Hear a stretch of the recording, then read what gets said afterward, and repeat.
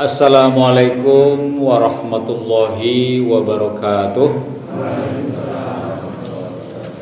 Alhamdulillahirabbil alamin wassalatu wassalamu ala asyrafil anbiya'i wal mursalin wa ala alihi wa ashabihi ajma'in.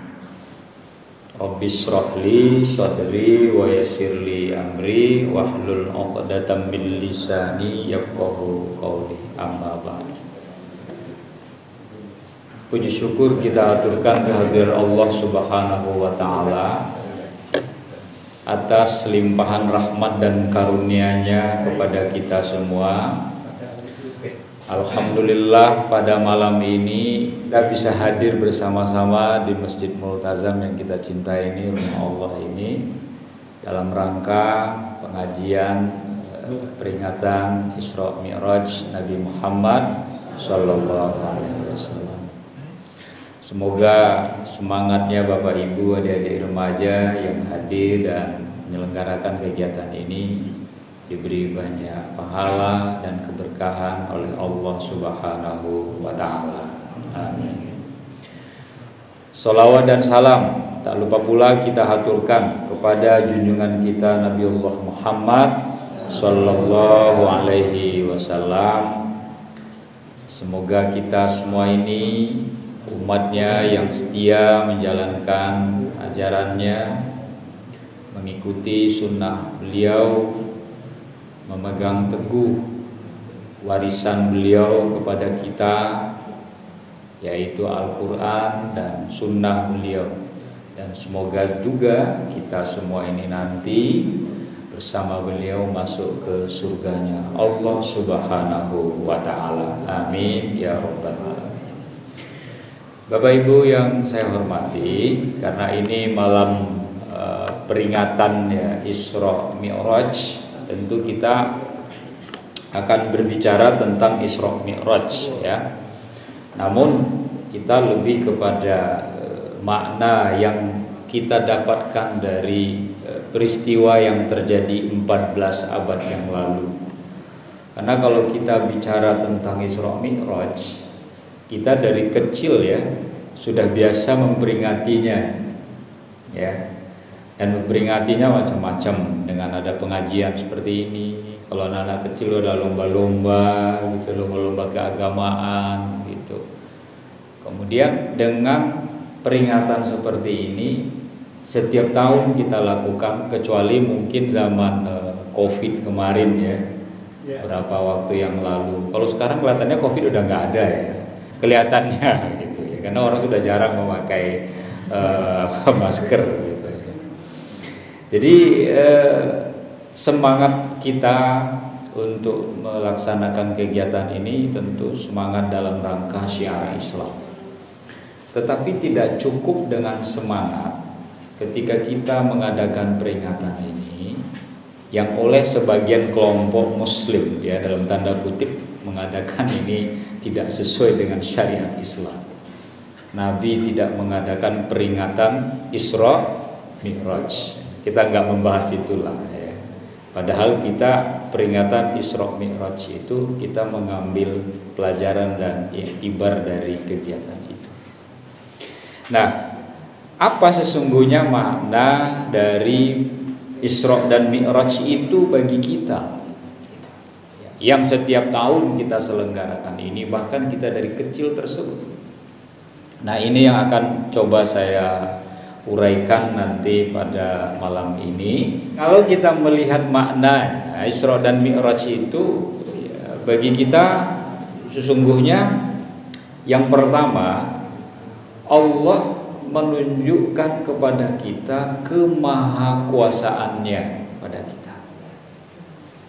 Apa maha kuasanya? Kalau dalam ilmu sains itu Isra itu dan Mi'raj itu melewati teori-teori sains yang enggak masuk akal menurut akal sehat kita. Bagaimana mungkin Nabi melakukan perjalanan hanya dalam satu malam dari Masjid Haram ke Masjid Aqsa belum cukup, lalu Mi'raj Langit pertama, kedua, ketiga, 4, 5, 6, 7 sampai Sidratul Muntaha itu satu malam. Laila, seperti ayat yang dibaca oleh adik kita tadi. Subhanalladzi asra bi'abdihi laila. Maha suci Allah yang telah memperjalankan hambanya pada satu malam. Satu malam. Ini jangan dihubungkan dengan lagu dangdut ibu-ibu ya, Cinta Satu Malam, bukan ya. Ini peristiwa Isra dan Mi'raj, satu malam. Dan itu bisa dilakukan. Kenapa? Nah, para saintis itu tidak melihat ada kata yang dipakai oleh Allah dalam firman-Nya itu Subhanalladzi asra. Maha suci Allah yang telah memperjalankan. Asro itu bahasa Arab artinya memperjalankan. Jadi bukan nabi yang berjalan sendiri, atau nabi yang terbang sendiri, atau nabi berkendara sendiri. Tidak. Allah yang membuat nabi bisa melakukan perjalanan itu. Pertanyaan saya, ada nggak yang mustahil bagi Allah, Bapak Ibu? Tidak ada. Apalagi cuma satu malam, ini Allah yang menciptakan semua ini. Ya, tidak ada yang mustahil. Sehingga kalau akal sehat kita tidak menerima, lalu ketika Allah mengatakan saya yang memperjalankannya, Muhammad nggak bisa itu, tapi saya bisa. Kalau kita memakai akal sehat kita sebenarnya mudah saja. Ya, Bapak Ibu bawa beli burung di Jogja, pasar kota gede, pas pasar hari pon gitu ya. Legi ya? Wah, lebih tahu Bapak ya, benar Pak. Legi, beli burung, pasar Legi. Kalau kira-kira kita bawa burung itu terbang ke luar Jogja, misalnya ke Sumatera lah, ke Batam misalnya, dari Ia ke Hang Nadim Batam. Kalau naik pesawat dari Jogja ke Hang Nadim itu hanya sekitar 1 jam 45 menit. Itu bisa. Burung itu masukkan di dalam sangkarnya, lalu bawa ikut naik pesawat terbang ke sana 1 jam 40 menit sampai di Batam. Pertanyaan saya, kalau burung itu terbang dari Jogja ke Batam, dia terbang sendiri, bisa nggak sampai dengan waktu yang seperti itu? Dan bisa nggak kira-kira? Kalau apalagi burung emprit ya, itu jelas nggak bisa. Nggak bisa, kecuali burung yang terbang antar benua. Tapi juga nggak akan secepat itu Bapak Ibu. Kenapa? Karena media dia itu adalah bersama kita dan naik pesawat. Waktu yang mungkin dia berhari-hari untuk terbang pesawat cuma 1 jam, kurang 2 jam ya, bisa. Kenapa? Karena burung itu terbang bukan dengan sayapnya, tapi dia diterbangkan dengan pesawat terbang. Nah, ini contoh sederhananya. Makanya ketika dikatakan Muhammad bisa sampai ke Sidratul Muntaha, itu bukan karena beliau sendiri, tetapi Allah yang telah memperjalankannya. Nanti kita akan lanjutkan di belakang, nanti banyak orang yang tidak percaya dengan apa yang dilakukan oleh Nabi. Nah, sehingga makna yang kita pahami di sini adalah Allah tuh maha kuasa, Bapak-bapak. Tidak ada yang tidak mungkin bagi Allah.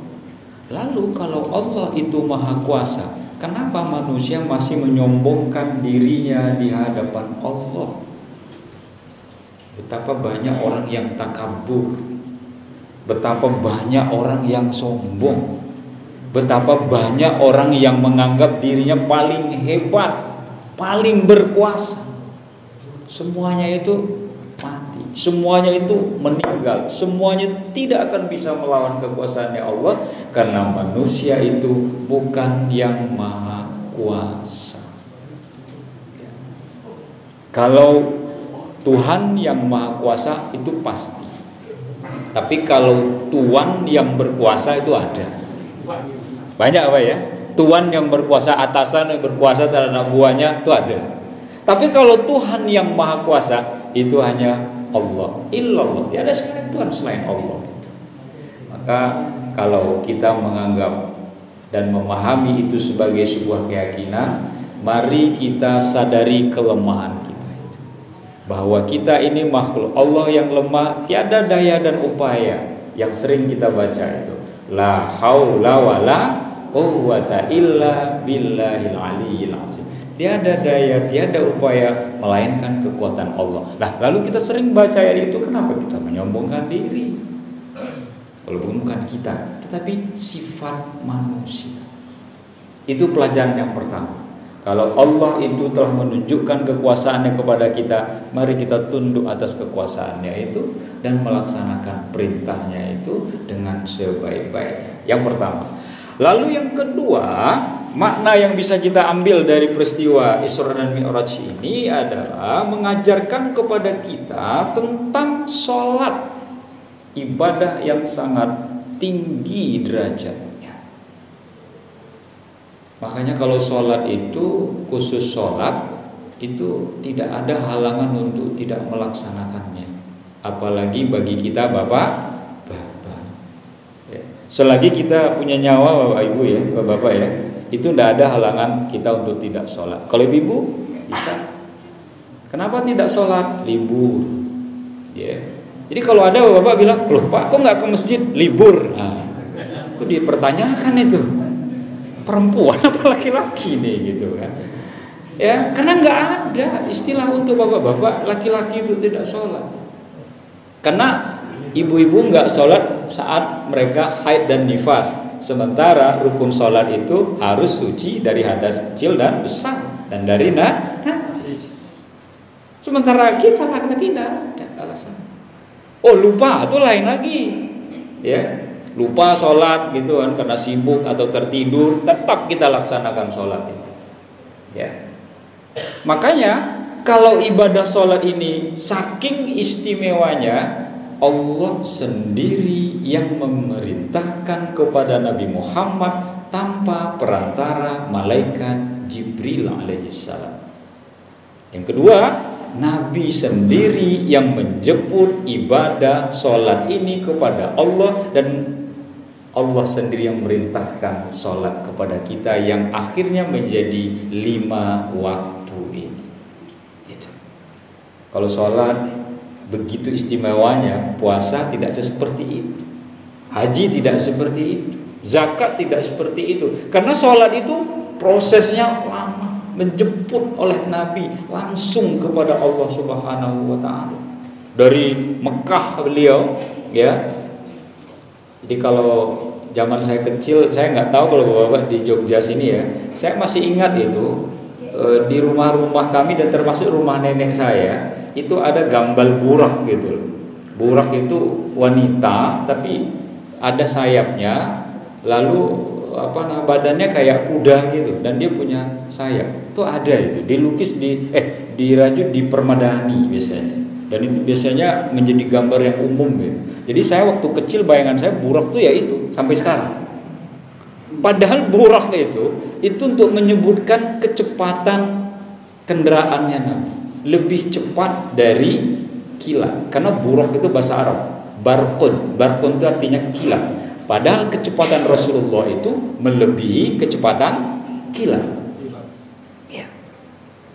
Nah kalau menurut teorinya saja Bapak Ibu ya, kalau kita melewati atmosfer, batas atmosfer itu badan kita itu kalau tidak memakai alat pengaman itu hancur itu. Tapi Nabi tidak dikatakan dia pakai apa sampai dia aman-aman saja. Ya karena sudah memberi keberkahan dengan ayatnya, menjelaskan dengan ayatnya. Ya, bahwa Allah menunjukkan kebesarannya kepada kita sehingga kecepatan melebihi kecepatan cahaya itu tidak membuat Nabi itu rusak badannya sama sekali, itu tidak.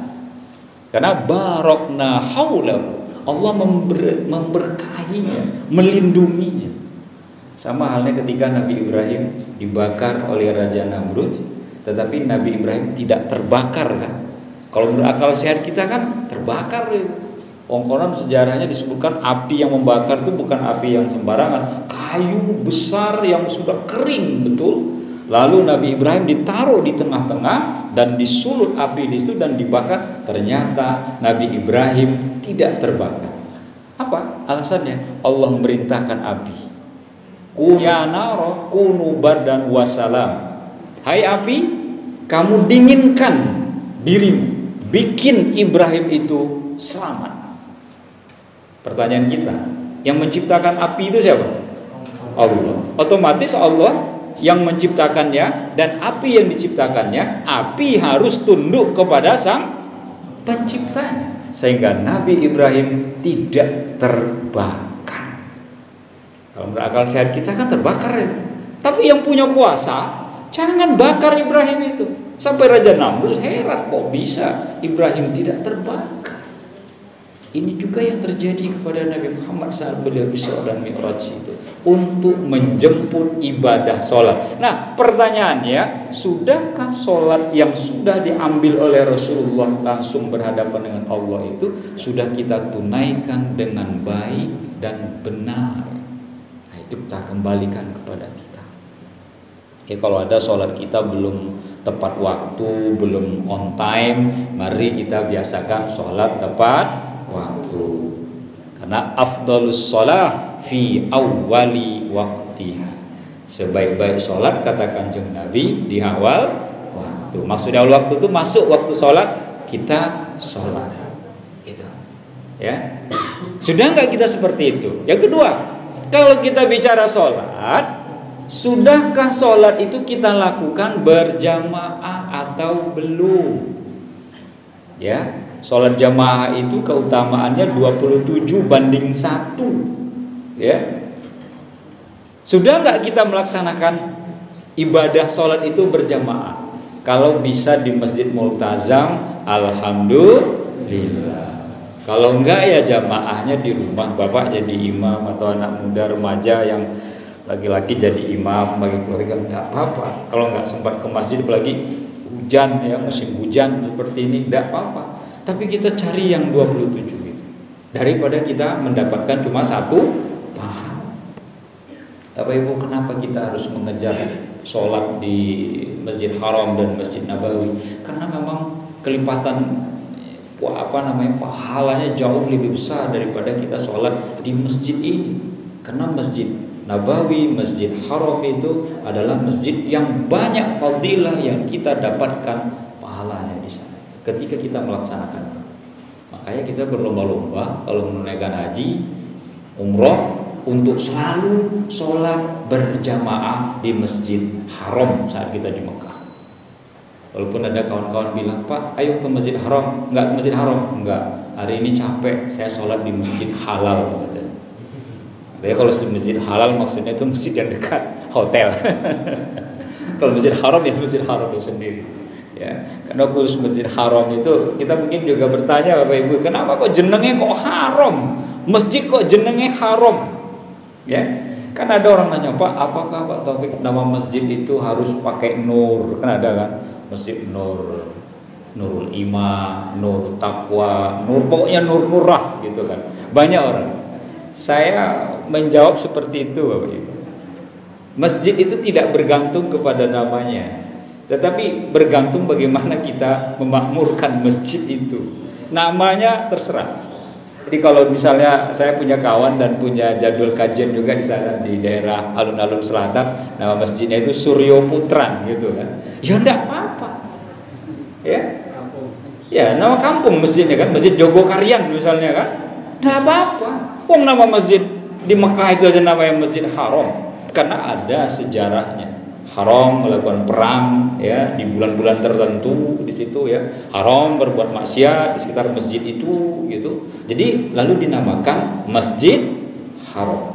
Kembali ke yang tadi, karena sholat itu penting bagi kita dan harus kita laksanakan, maka di dalam Islam disebut sholat itu adalah tiang agama. As-sholatu imaduddin. Sholat itu adalah tiang agama. Kalau tiangnya kuat, maka agama kita kuat. Tetapi kalau tiang kita itu lemah, rapuh bangunan itu dan bisa ambruk, maka iman dan agama kita juga akan mudah ambruk. Saya ingat kata-kata Hamka, kalau umat Islam itu ingin dilihat jumlahnya, banyaknya, kata Buya Hamka, lihatlah saat mereka sholat Idul Fitri dan sholat Jumat. Itu banyak orang Islam. Ya kan Bapak ya? Penuh Masjid Multazam ini kalau saya khutbah ini sampai keluar sana di atas juga penuh di atas itu. Tapi kok sholat subuh sampai keluar nggak Pak Tamir? Enggak ya. Sampai luar tapi sandalnya ya Pak ya. Sandalnya gitu. Saya katakan apa yang dikatakan oleh Bu Hamka benar. Kenapa? Bu Hamka masih melanjutkan. Itu melihat orang Islam. Tapi kalau kalian ingin melihat orang mukmin, orang yang beriman, lihatlah sholat subuhnya. Multazam penuh gak jamaah subuhnya ini? Tapi kalau Ramadan penuh Pak. Ya, kalau saya pas ngisi di sini banyak kan. Hari ini biasa ya. Jamaah lah yang tahu. Itu saja sebenarnya. Indikatornya mudah. Berarti yang mukmin dengan yang muslim itu cara melihatnya seperti itu. Kalau orang yang sudah jamaah dia subuh ya, datang ibadah sholat subuh di masjid, nah itu betul-betul sudah mukmin ya. Yang seperti itu tuh di Jogja kan baru Masjid Jogokarian kan, baru kayak gitu ya. Insya Allah masjid ini bisa tertularkan. Yang penting Bapak Ibu semangat untuk melakukannya. Walaupun kita lihat di masjid-masjid itu yang terdepan itu orang-orang yang pikirnya sudah mau mati gitu. Artinya apa? Yang tua-tua, yang muda-muda merasa belum akan mati, sehingga nggak mau ke masjid gitu. Nah, tapi beda dari kita ini, yang remajanya semangat ini bagus ini ya. Pak Ketua Takmir mendorong, mendukung tuh bagus tuh, tempat ajang pelatihan untuk kita semua. Kembali ke sholat tadi, karena sholat itu harus kita dirikan, karena memang sholat ini adalah ibadah yang istimewa, yang nanti surga itu kita buka dengan sholat. Itu dikuatkan oleh Nabi itu, ya. As-sholatu miftahul jannah. Sholat itu adalah kuncinya surga. Ada orang haji, ada orang bayar zakat karena dia kaya, ada orang melaksanakan ibadah puasa tapi dia tidak sholat, atau sholatnya belum sempurna. Nah di Ramadan itu lucu apa itu? Ada orang dia nggak pernah sholat atau jarang sholat, tapi dia puasa gitu. Kenapa? Biar kelihatan ben ketok bahwa dia itu juga orang Islam. Isin ya orang nggak puasa. Oh anaknya puasa, masa bapaknya nggak puasa gitu kan? Sholat enggak lah, kan lucu kan? Saya menemukan kawan-kawan saya dulu, tapi mereka yang sekolah di umum. Bulan Ramadan sama kita sahur, zaman kuliah S1 dulu. Tanya itu, kamu puasa? Puasa. Tapi kawan saya itu sholatnya cuma sekali seminggu, yaitu hari Jumat. Benar loh Pak. Kawan saya masih ada beberapa masih hidup kayak gitu. Tapi saya tanya kalau ketemu, sekarang sholatnya masih sekali seminggu. Oh enggak lah, nggak oleh karo bojoku katanya. Lebih takut kepada bojonya daripada Gusti Allah ternyata. Ya. Jadi kalau kita sadar bahwa sholat itu adalah kuncinya surga, maka pegang kunci itu. Apa Ibu punya mobil, bisa dikendarai, bisa mengendarainya, siap untuk dipakai, tidak punya kuncinya, gimana kita mau masuk ke dalam mobil itu? Kita punya rumah, disegel tapi rumah kita itu, padahal itu rumah kita, tapi karena disegel, disita, kita nggak bisa masuk. Kita kehujanan di luar, padahal itu rumah kita. Surga pun seperti itu. Walau puasa kita baik, haji kita baik, zakat kita tunaikan, tapi sholat kita tidak sempurna, maka kita adalah orang-orang yang nanti susah untuk masuk surga. Kalau sholat kita selama ini belum on time, belum tepat waktu, mulai sekarang tepat waktu. Tinggalkan pekerjaan kita sejenak untuk melaksanakan sholat, karena sholat itu tidak lama. Kalau kita sibuk, tinggalkan kesibukan kita sebentar, kita sholat dulu. Ya, lebih baik kita sholat ya daripada kita disolatkan. Nggih, Bapak Ibu nggih. Nah, karena kalau udah disolatkan sudah innalillahi wa inna ilaihi raji'un. Itu sudah di depan imam kita berdirinya. Itu yang kedua. Lalu yang ketiga adalah ya makna Isra Mi'raj itu adalah memakmurkan masjid. Kenapa memakmurkan masjid? Karena ada dua masjid yang disebut oleh Allah dalam Al-Quran secara khusus ya dalam surat Al-Isra tersebut. Subhanalladzi asra bi'abdihi lailam minal masjidil haram ilal masjidil aqsa. Allah menyebut Masjid Haram dan Masjid Aqsa.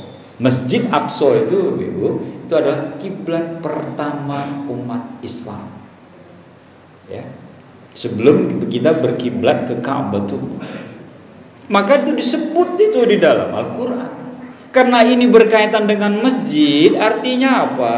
Masjid itu ya dimakmurkan. Buat apa masjid karpetnya bagus, masjidnya bagus, tapi masjidnya tidak makmur dengan kegiatan-kegiatan. Nah, ini remaja kita yang seperti tadi itu kita dukung. Karena memang generasi muda inilah yang akan memakmurkan masjid itu. Ashabul Kahfi itu anak-anak muda apa orang tua seperti kita, Bapak? Anak muda yang menyelamatkan imannya, sembunyi di gua dari kezaliman penguasa saat itu. Gua Al-Kahfi ada di Jordania dan masih ada saat ini, bukti sejarah. Dan itu nama salah satu surat dalam Al-Quran, yaitu surat Al-Kahfi. Jadi Ashabul Kahfi, pemuda-pemuda yang tertidur di gua Kahfi. Kalau sekarang kan kita banyak melihat itu Ashabul Kafe ya.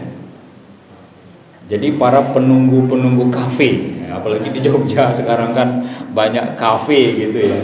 Ya anak-anak muda nongkrong nongki istilah mereka Pak ya. Jadi sampai subuh dengan segelas minuman gitu kan. Bukan yang seperti itu. Pemuda-pemuda yang menjaga imannya itu, mereka itu orang-orang yang salah satunya senang memakmurkan masjid, bukan orang tua. Kalau usia sudah 70 tahun ke atas ke masjid, berdiri aja udah geter. Azan saja itu udah terputus-putus nafasnya itu udah. Maka yang jadi muazzin yang muda-muda, yang suaranya melengking, yang suaranya bagus. Nah, yang muda-muda inilah harus ada regenerasi. Makanya as-sabiqunal awwalun, orang-orang yang masuk Islam pertama di zaman Nabi itu tidak hanya orang tua saja Bapak.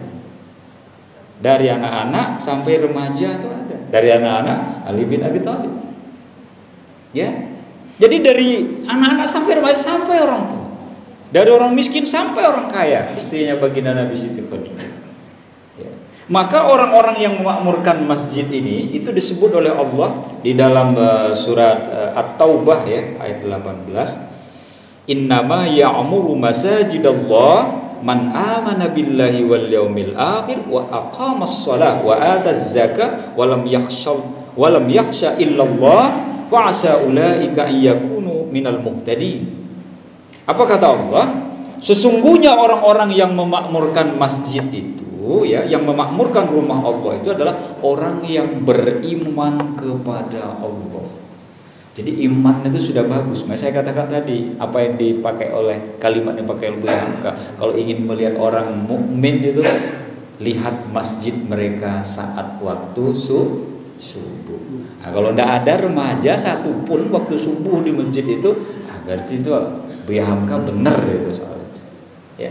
Lalu kemudian beriman kepada Allah, beriman pada hari akhir, mendirikan sholat, bayar zakat, dan tidak takut dia kecuali kepada Allah. Nah, itulah orang-orang yang memakmurkan masjid. Apa contohnya? Orang ke masjid, hujan loh Pak, nggak usah Allah, cuma hujan kan ada Pak payung, bagus. Oh Pak ada geledek gitu, cuma geledek, nggak apa-apa. Saya cuma di bawah ini, nggak tinggi. Yang dicari geledek kan yang tinggi-tinggi gitu. Itu luar biasa tuh. Kenapa? Karena dia menggunakan ayat ini, walam yakhsha illallah. Dia enggak takut, takutnya itu hanya kepada Gusti Allah. Kalau saya enggak sholat, kalau saya enggak sholat berjamaah, saya takut pada Allah. Mumpung saya masih ada kesempatan. Jadi mari Bapak Ibu kita memakmurkan masjid kita ini. Yang terakhir ya, makna dari Isra Mi'raj itu bagi kita adalah menyampaikan kebenaran walau itu pahit. Nah, ini ingin saya ceritakan. Ini kisah aslinya Bapak.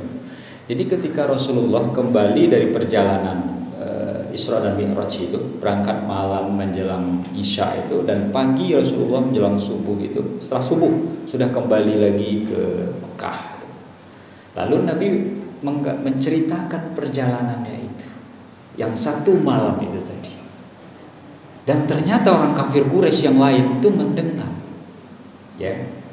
Rasulullah menceritakan kepada sahabatnya yang akrab, yaitu Abu Bakar As-Siddiq. Dia sudah tidak bisa menceritakan kepada istrinya Khadijah, karena istrinya Khadijah itu sudah meninggal. Dia tidak bercerita kepada pamannya Abu Thalib, karena Abu Thalib sudah meninggal. Dan Rasulullah melakukan perjalanan itu juga dalam rangka Allah menghibur dia, karena tahun itu adalah tahun duka cita. Beliau ditinggalkan oleh dua orang yang sangat mencintai dan melindungi beliau. Orang segan pada Siti Khadijah karena dia adalah perempuan terkaya di kota Mekah saat itu. Orang segan kepada Abu Thalib. Abu Thalib adalah juru kunci Ka'bah. Juru kunci Ka'bah adalah penguasa yang dihormati saat itu. Sementara orang yang melindunginya, dua orang itu sudah meninggal. Makanya Allah menghiburnya dengan perjalanan Isra Mi'raj yang hikmahnya adalah menjemput ibadah sholat. Lalu ceritalah Nabi, cerita kepada Abu Bakar. Abu Bakar langsung percaya. Shadaqta ya Rasulullah. Saya percaya, benar itu ya Rasulullah. Lalu cerita kepada Utsman. Utsman juga percaya. Saya percaya, saya mengimani. Lalu dia ceritakan pada Ali. Ali juga percaya. Ternyata orang kafir Quraisy dengar, Muhammad katanya pergi ke Palestina. Masjid Aqsa itu ini Palestina sekarang, masuk wilayah Israel sekarang. Satu malam. Dan apa? Gitu kan bahasanya kan. Karena untuk naik onta, kuda itu berhari-hari baru sampai ke sana. Kalau Bapak Ibu lihat di peta ya, cukup jauh loh jaraknya Bapak Ibu. Ya, jauh. Apa iya gitu kan? Mereka semua sepakat, orang kafir Quraisy termasuk Abu Lahab, Abu Jahal ya, Abu Sufyan yang saat itu belum Islam, itu mentertawakan apa yang terjadi pada Nabi Muhammad. Dan mereka semakin menegas, tuh kan Muhammad sudah kayak orang gila. Masa dia berjalan katanya ke Masjid Aqsa. Lalu Muhammad menjelaskan, saya bilang bukan jalan sendiri, Allah yang menjalankan saya. Mana kendaraannya? Kayak apa kendaraannya? Rasulullah menyebut kendaraannya melebihi kecepatan kilat atau buruk, gitu kan? Nggak percaya mereka, nggak ada, jangan ngimpi kamu Muhammad, gitu kan?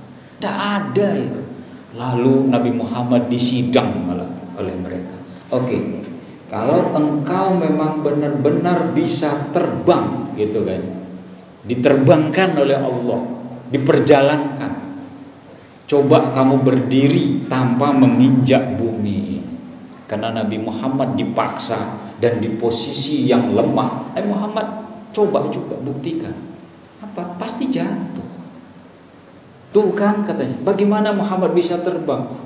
Di atas tanah 1,5 meter aja nggak bisa. Jatuh kan. Bapak Ibu bisa baca di buku Durratun Nasihin, itu disebutkan bahwa Nabi Muhammad menjawab tantangan orang itu dan membuktikan bahwa benar kata Muhammad, tidak mungkin saya tidak terbang sendiri, tapi Allah nih saya buktikan, saya ini jatuh. Mereka tertawakan. Itu di lapangan itu ya, di Durratun Nasihin disebut seperti itu. Tapi tahu nggak Bapak Ibu, ada orang, hai Ali, kamu kok percaya bahwa Muhammad melakukan perjalanan itu? Dalam kitab Durratun Nasihin itu disebut orang itu langsung ditebas kepalanya oleh Ali bin Abi Thalib.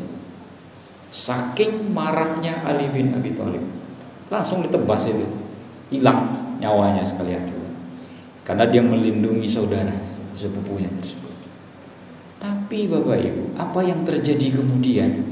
Ada orang yang lebih bijak bertanya, hai Muhammad, kalau kamu pergi ke Masjid Aqsa, coba hitung berapa jumlah pintu dan jendelanya.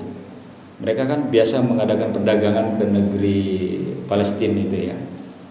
Nabi Muhammad ya ditunjukkan oleh Allah gambarannya itu, jumlah jendelanya itu. Dan orang itu tahu, disebut jumlah jendela Masjid Aqsa itu sekian. Betul. Terus belum puas juga mereka. Nabi Muhammad menjelaskan, di perjalanan waktu saya dari Masjid Haram ke Masjid Aqsa, saya bertemu dengan ekspedisi dagang atau kabilah yang melakukan perjalanan dagang. Dan kabilah itu kebetulan sudah sampai di kota Mekah. Nabi bilang, coba tanya si Anu, saya melihat dia saat melintas di wilayah ini dan dia berhenti di bukit ini dan jamnya sekitar jam ini. Lalu disebut sama orang itu, benar gak? Benar. Tapi dasar orang-orang yang memang tidak percaya, mereka tetap mengingkari peristiwa Isra Mi'raj itu. Apa pelajaran yang kita ambil? Nabi Muhammad tahu bahwa meyakinkan mereka itu susah, dan untuk menyampaikan kebenaran itu susah, tapi Nabi Muhammad tetap menyampaikan kebenaran itu. Inilah yang dimaksud oleh Nabi dalam sebuah hadisnya, ya, qulil haq walau kana murra. Katakanlah itu benar sekalipun itu pahit. Ini pelajarannya buat kita. Kalau memang kita merasa diri kita tidak baik, ya akui saja kita tidak baik, walaupun itu menyakitkan. Ya. Kalau kita ingin jujur, katakanlah itu yang sebenarnya, walaupun kadang-kadang kita tidak suka dengan kejujuran itu. Kadang-kadang kita kan berbohong untuk menyenangkan orang yang kita cintai, kan? Padahal itu belum tentu baik. Kadang-kadang kita berkata menyenangkan hati dia, walaupun caranya itu sudah berusaha, tapi kadang-kadang kita tidak mau mengatakan yang sesungguhnya, yang sebenarnya. Nabi mengambil resiko itu. Dibenci dia oleh orang, dianggap dia gila, sampai disidangkan beliau itu di tengah lapangan, suruh terbang gitu loh. Kayak apa, Bapak Ibu? Semoga ada manfaatnya buat kita semua, dan peristiwa ini akan kita peringati sebagai peristiwa yang berharga, yang menambah keimanan kita kepada Allah. Kita ambil intisarinya, semoga kita menjadi hamba Allah yang bertakwa, yang diberi hidayahnya, dan menghadap Allah nanti dalam keadaan husnul khotimah. Amin ya rabbal alamin. Demikian yang dapat saya aturkan. Wabillahi taufiq wal hidayah. Wassalamualaikum warahmatullahi wabarakatuh.